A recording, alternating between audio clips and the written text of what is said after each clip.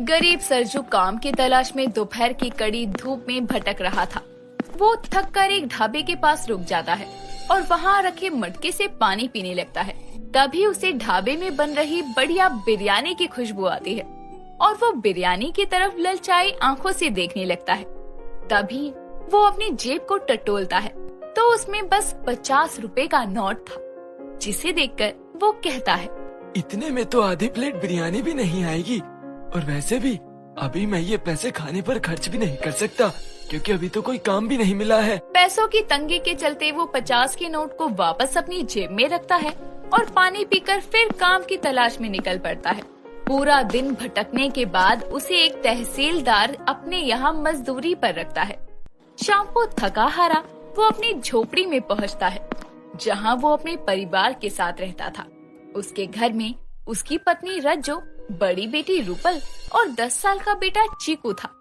उसका परिवार गरीबी की हालत में अपने दिन रात काट रहे थे।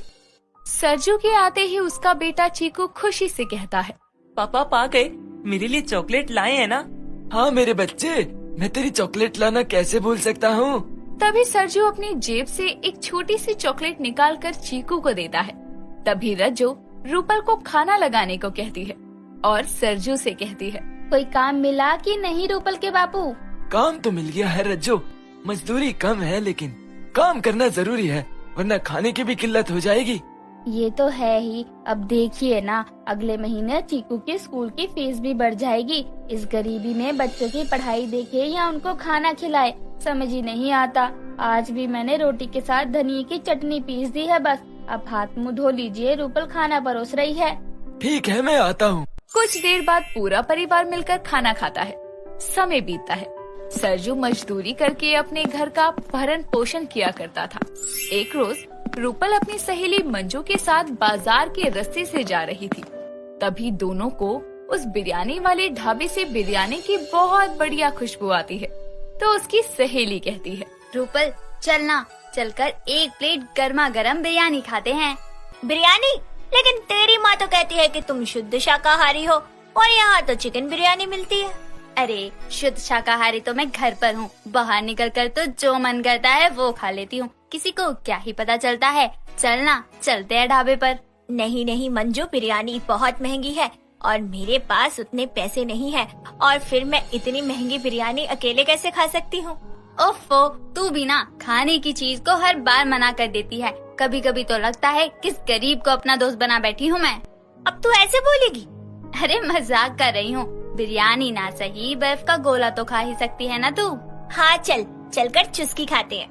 तभी दोनों सहेलियां बाजार में चुस्की वाले के पास जाती हैं और चुस्की खाती हैं। कुछ देर में दोनों अपने अपने घर चली आती हैं। शाम को जब उसकी माँ खाना बना रही थी तो चीकू उसके पास आकर कहता है, माँ मुझे बिरयानी खानी है। आज ना मेरा दोस्त है ना अली, वो खाने के लिए बिरयानी लेकर आया था, उसने थोड़ी सी मुझे भी दी थी। चीकू, तूने उसके लंच से बिरयानी खाई? माँ ने कहा था ना दूसरों का खाना नहीं खाना।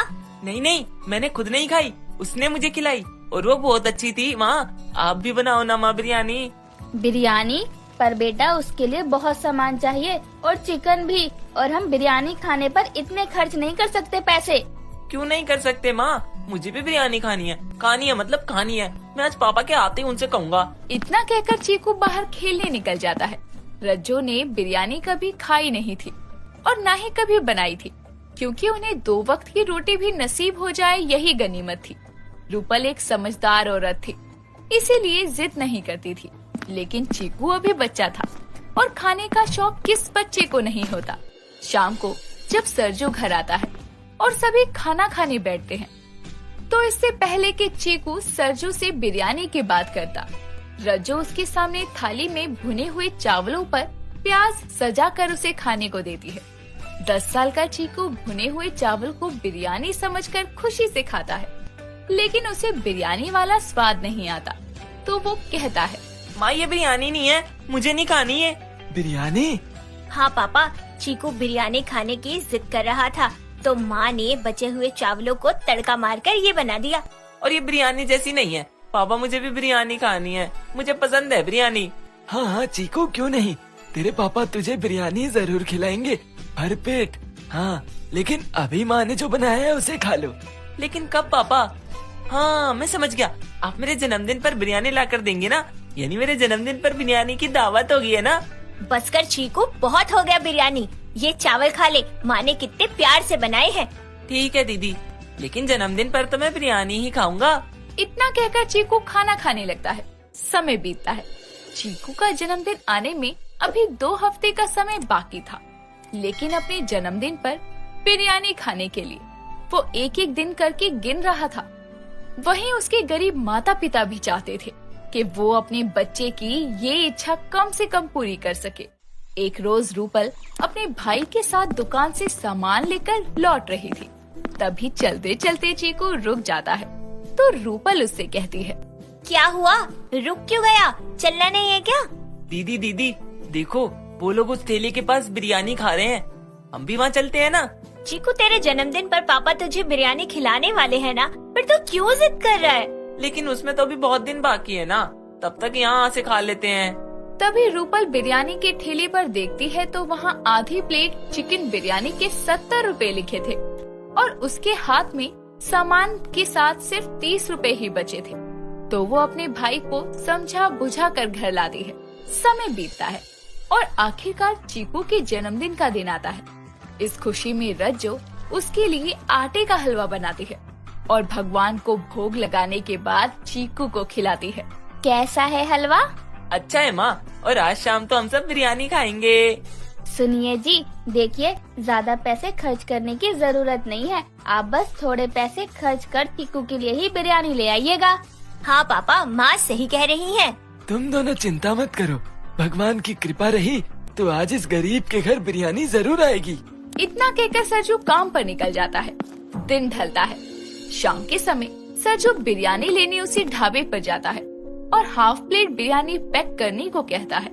लेकिन किस्मत से उस दिन ढाबे के 1 साल पूरा होने पर हर तरफ से खाने के आधे दाम की छूट थी, जिसके कारण उसे हाफ प्लेट के दामों पर फुल प्लेट बिरयानी मिलती है, जिसे लेकर वो खुशी खुशी घर आता है तो देखता है कि उसके पड़ोस में रहने वाली अमीना बहन उसके घर बिरयानी देने आई है। रज्जो बहन, आज जुम्मा था इसलिए मैंने अपने घर में चिकन बिरयानी बनाई है, इसलिए तुम्हारे लिए भी थोड़ी ले आई। लो, कबूल करो। धन्यवाद अमीना बहन, जुम्मा मुबारक हो आपको। शुक्रिया आपको भी। अच्छा, खुदा हाफिज। इतना कहकर अमीना उसे बिरयानी देकर चली जाती है, जिसके बाद इस तरह गरीब के घर पर एक नहीं बल्कि 2-2 जगह से बिरयानी आती है। ये देखकर चीकू बहुत खुश होता है। तभी रज्जो कहती है, इस गरीब के घर कभी बिरयानी की दावत होगी ये कभी नहीं सोचा था।